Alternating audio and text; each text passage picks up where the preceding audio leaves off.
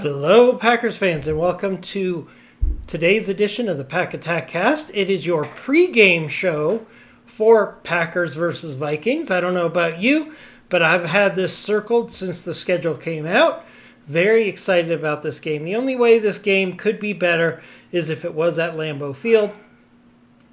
But we know the NFL likes to have the Detroit Lions at home. Personally, I think they need to get away from this tradition. The Detroit Lions at home on Thanksgiving, the Cowboys at home at Thanksgiving.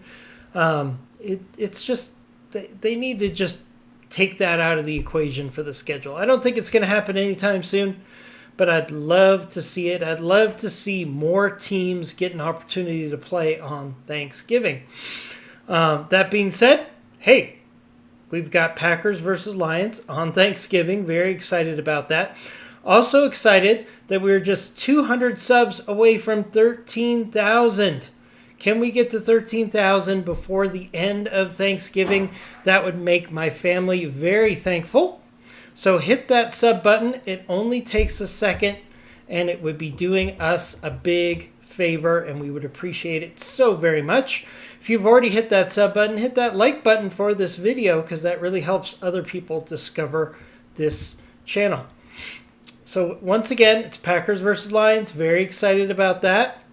Injuries are probably going to be a huge part of this game, both for the Packers and the Lions, especially because the Lions had an overtime game on Sunday. I still don't understand why the Giants didn't run out the clock, kick a field goal, and force the Lions to go for a touchdown with only a couple minutes left in the game. But hey, that's the reason the Giants are a losing franchise. But by every metric, they should have kicked the field goal at the end of the fourth quarter, run out the clock, and beaten the Lions. So that tells me the Lions are a very beatable team. Now, we're going to go over some keys to the game. We're also going to look at some key matchups. But first, let's take a look at that injury report because I think it's going to be super critical this week.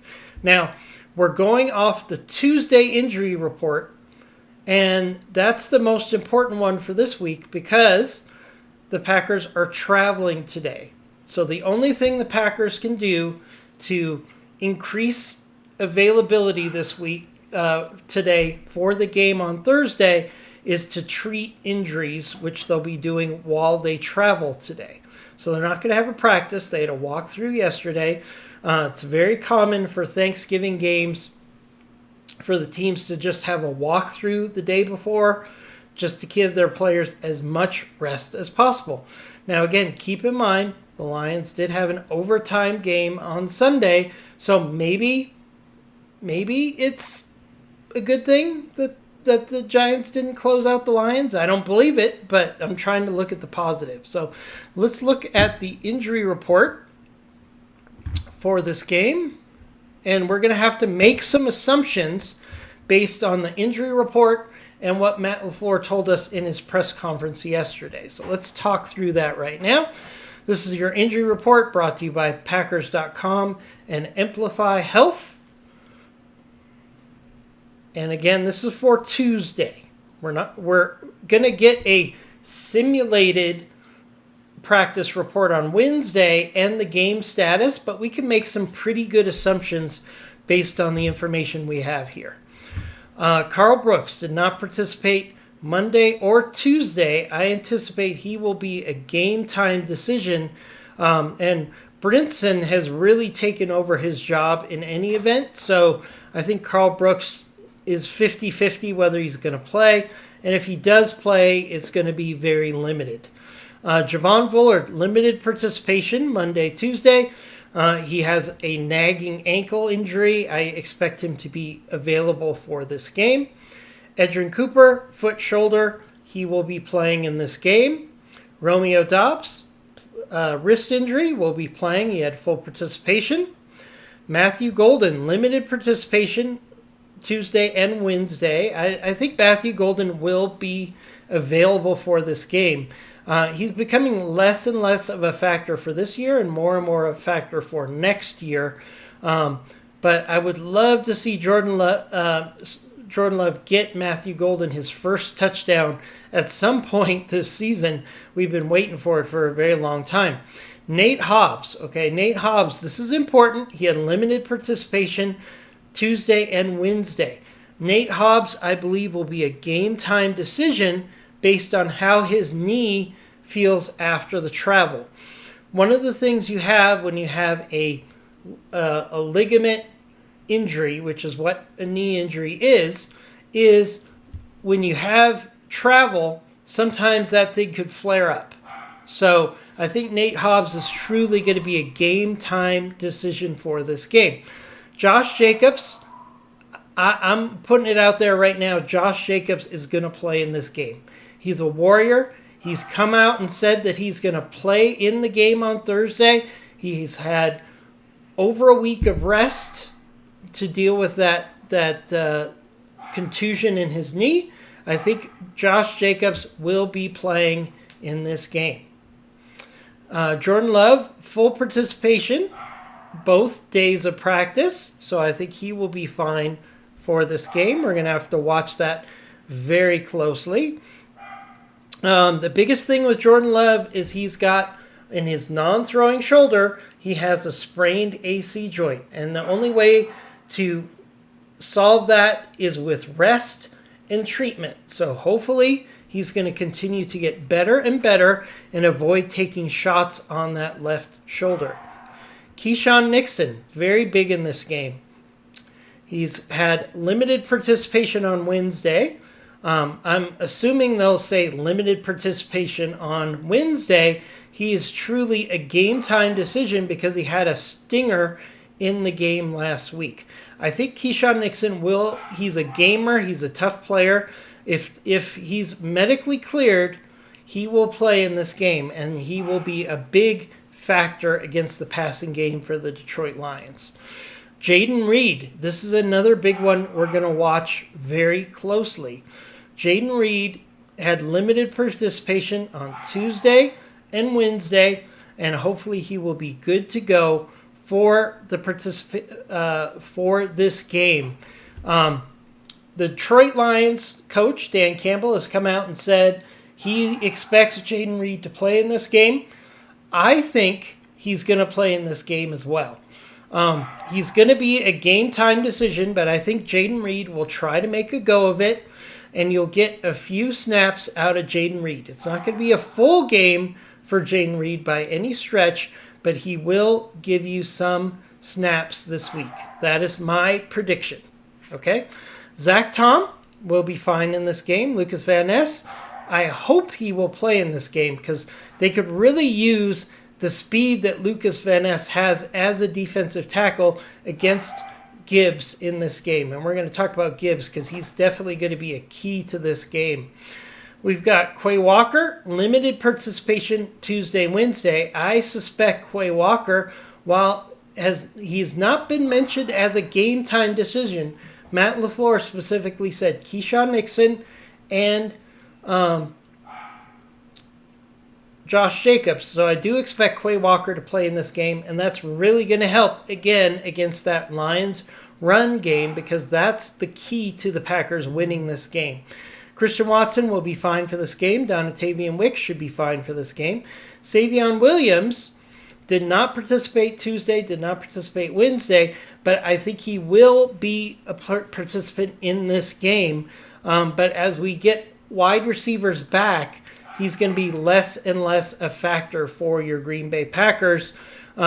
He's going to become more and more of the gadget player, which we've seen throughout this season so far. Now let's look at the Detroit Lions. This is big. Terrion Arnold has a concussion. Limited participation Monday and Tuesday. You never know with concussions if the player's going to be playing until really game day because concussions can always linger and come back at the least fortunate time. But given the fact that the Lions play at home and the Lions are not traveling for this game, I suspect Arnold will be fine. Brian Branch with a toe injury, full participation. Marcus Davenport, full participation. So those two players are expected to play. Taylor Decker, tackle, limited participation. That might be a factor in the depth for the Lions at tackle. Miles Frazier should be good to go in this game. This is important. Graham Glasgow, the starting center for the Lions, did not participate on Tuesday, did not participate on Wednesday. Now, those were walkthroughs for the Lions, so Glasgow could still be able to play, but it's important to note that Glasgow might be a game time decision for the Lions, and that's very important out of the center position. Kirby Joseph has been ruled out for this game, and that's a huge benefit to the Green Bay Packers because Kirby Joseph is a game changer in the secondary, so we're going to have to watch that very closely. Josh Pascal did not participate on Wednesday. That's something to watch very closely. This could be a sign that he might be a game time decision. We'll have to watch that very closely with the final injury report. Tate Ratledge, limited participation. He should be able to play.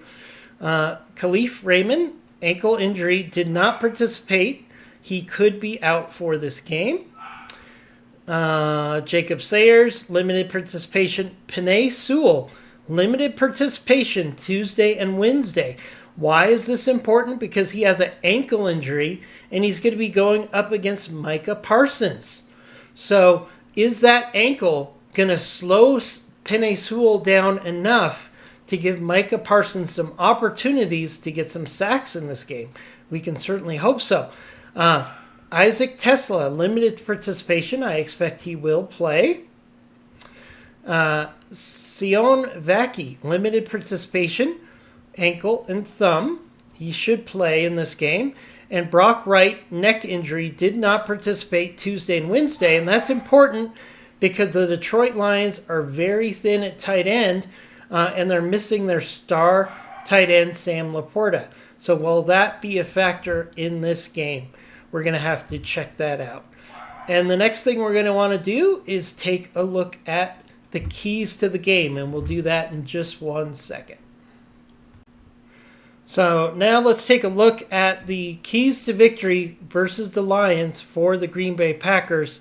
This is a huge game. I can't talk about this game and how huge it is any more than I already have, but we've got the Lions right in front of us. Okay? If the Packers beat the Lions, we're going to have a 1-game lead on the Lions in the division and the tiebreaker in the division. So even if we end up with the same record, which probably won't happen because the Packers have a tie, but even so, that gives us a tiebreaker against the Detroit Lions, which is huge. In addition to that, the Bears play on Friday. A Packers win plus a Bears loss, and the Packers are back in first place in the division, which is huge, especially since the Packers play the Bears next week. So a Packers win this week and a Packers win next week definitely increases the chances that the Packers will win the division and get, at worst, probably the third seed in the NFC, with the possibility of getting up higher if some other teams stumbling down the stretch. So this is a huge game for the Packers for those reasons. So let's talk about the keys to the game. Number 1 and number 2 and number 3 for winning this game is limiting big plays by Jahmyr Gibbs. Jahmyr Gibbs is arguably the best running back in football right now. He had a huge game last week, even though the Lions barely won, despite the fact that Jahmyr Gibbs had a huge game. So that just emphasizes how important it is that Jahmyr Gibbs gets stopped by the Packers. And by stopped, he's going to get his yards. He's probably going to get a touchdown. But if they could stop the big plays of Jahmyr Gibbs, and the Packers are currently number 4 in run defense right now in the league. They have a great team philosophy of rallying to the tackle, and I think that will help them contain Jamar Gibbs in this game. If they don't contain Jamar Gibbs, it's going to be a very long day for your Green Bay Packers. We need to win the time of possession because, again, the Lions had an overtime game against the Giants, and the Green Bay Packers defense basically had the second half of the game against the Vikings to just kind of relax a little bit, okay? They were still out there on the field, but the game was in hand. The Packers did a great job by limiting their defensive snaps to only 44 in the win against Minnesota. If the Packers could do that again, the Detroit Lions are going to be tired in this game. They had an overtime game. They're playing against a physical Green Bay Packers offense that's going to run the ball a lot in this game. And if the Packers can exhaust that defense for the Lions, it will be a huge advantage for the Packers.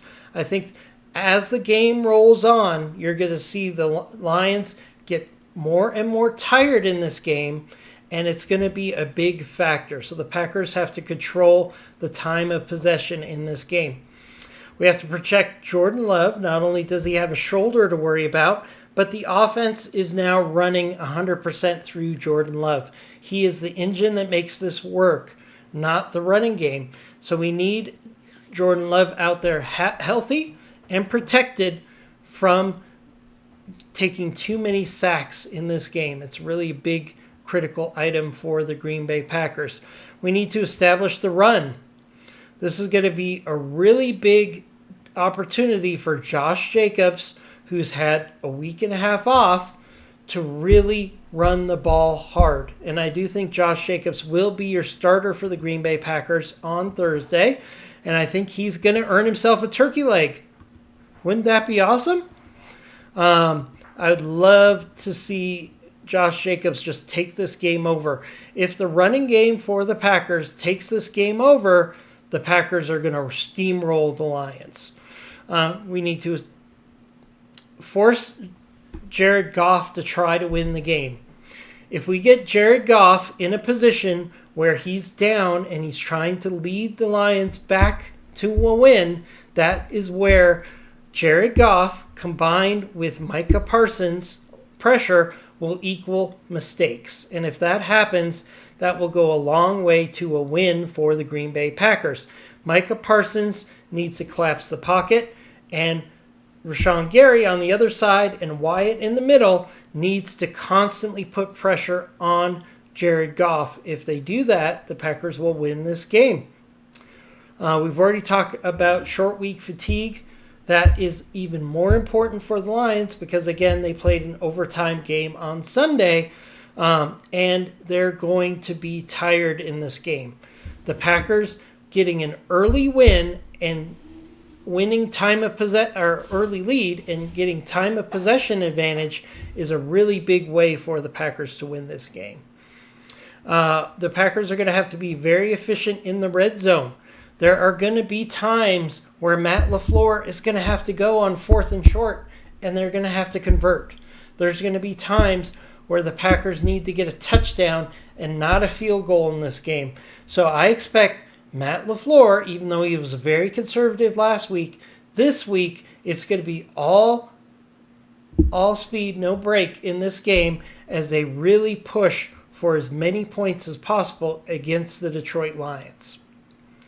This is a huge game for the division. The Packers and Lions are virtually tied in standings, and I really think the Detroit Lions are the team to beat in the division. I know the Bears have the best record right now, but that looks like fool's gold to me. They are playing weak opponents and actually coming back against weak opponents and winning at the end of games with big plays. The Packers are number 1 in the league at stopping big plays. That's going to be a factor against the Lions, and it's going to be a factor next week against the Bears, and I think that's going to be a big part of how the Packers win the division this year. So the Packers need to control the clock, protect Jordan Love, run the ball, and pressure Jared Goff and stop the running game of Jahmyr Gibbs. Limit those big plays in the running game and the passing game, and the Packers have an excellent opportunity to win this game. The spread is currently 2 points in favor of the Lions, and I think that's fair given the fact that the Lions are at home.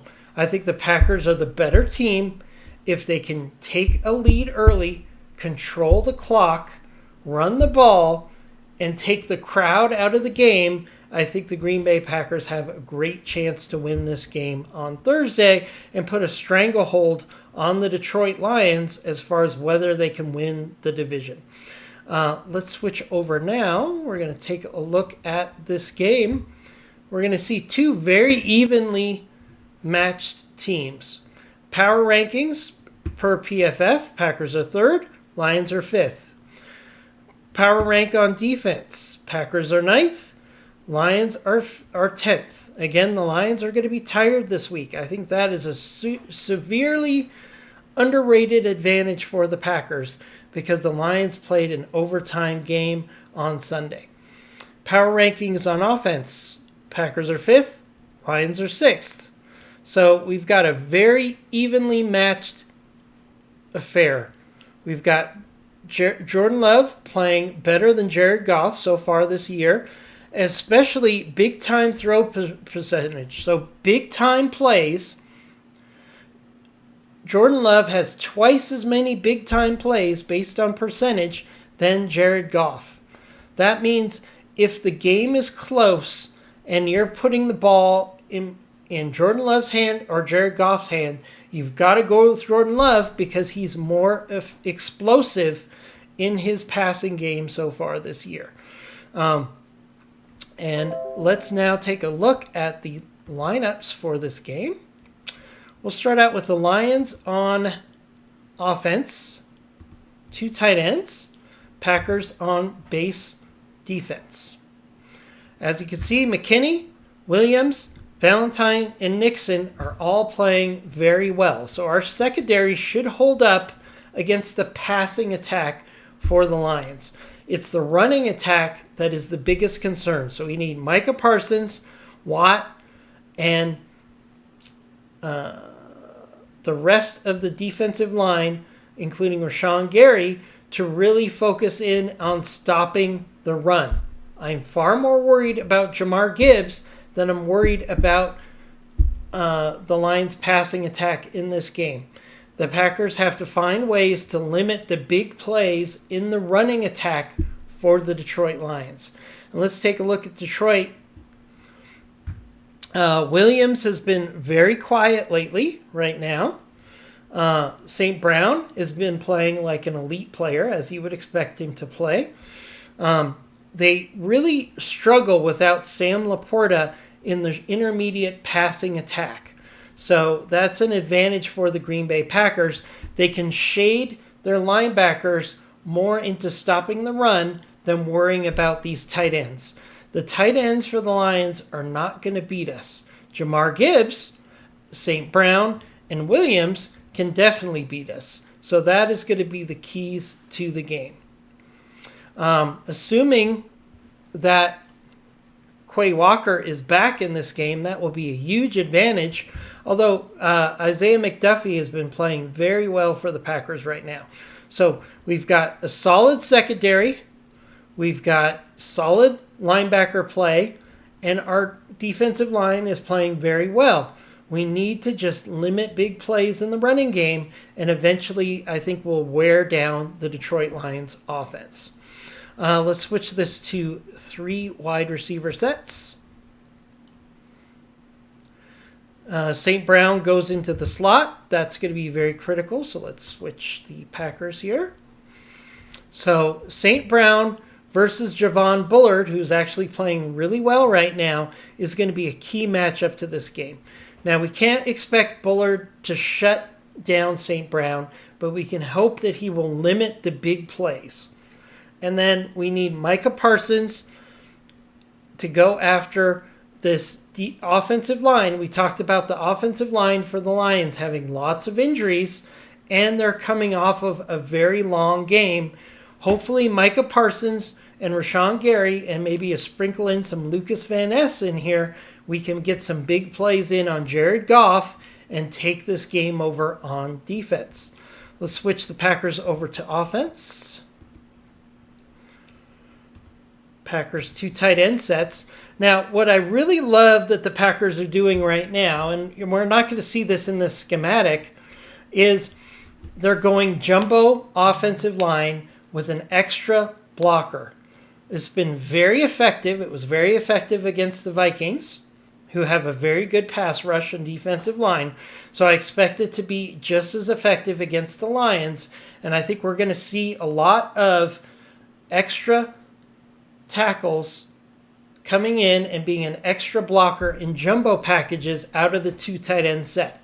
So instead of having Fitzpatrick here, you're going to have a lineman come in, and we're going to have 6 linemen running the game, running the ball. And I think it's going to be very effective against a Detroit Lion team, again, who's coming off of a long overtime game.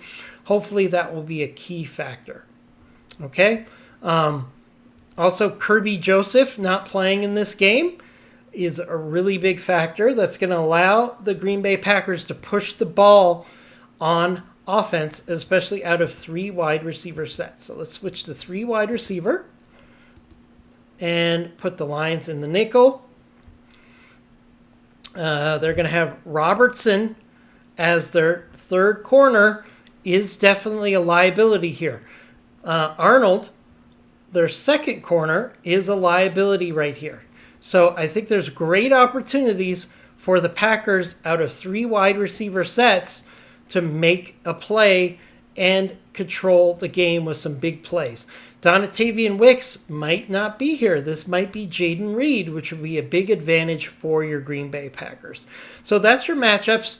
Running the ball with Josh Jacobs behind a solid offensive line, with Jordan Love making big plays in the passing game, is going to be keys on offense. And on defense, we've got to stop Jahmyr Gibbs and avoid big plays in the passing game. So that is it for the matchups this week. Let's get to our final prediction for the game. My final prediction for the game is this is going to be a nail-biting game.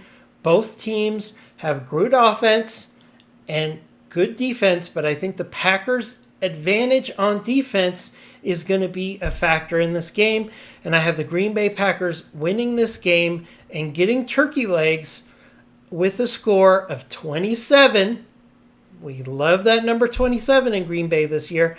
And the Detroit Lions 24. So the Packers will win by a field goal in a very close game.